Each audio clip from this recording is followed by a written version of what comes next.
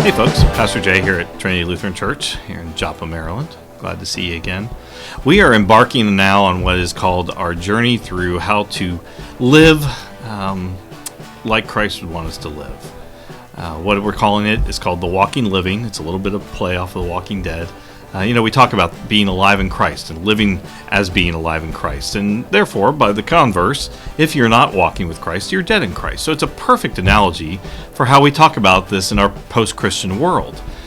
So many of our friends and family members that we know maybe just don't have a faith anymore or never even knew about Jesus Christ. So we're being very intentional about what it looks like to be one of those walking living through Christ. So we're walking through a few things. The next 5 weeks, we're really taking an intentional look at the book of Philippians, written by Paul, one of the first apostles.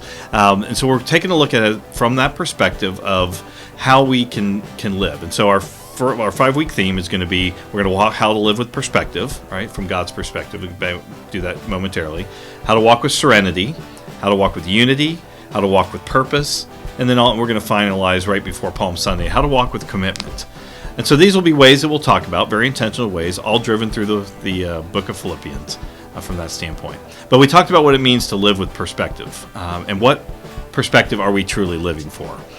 We talked about what does it look like from God's perspective. Are we asking that question in our lives before we do anything with our family, our jobs, any of those kind of things?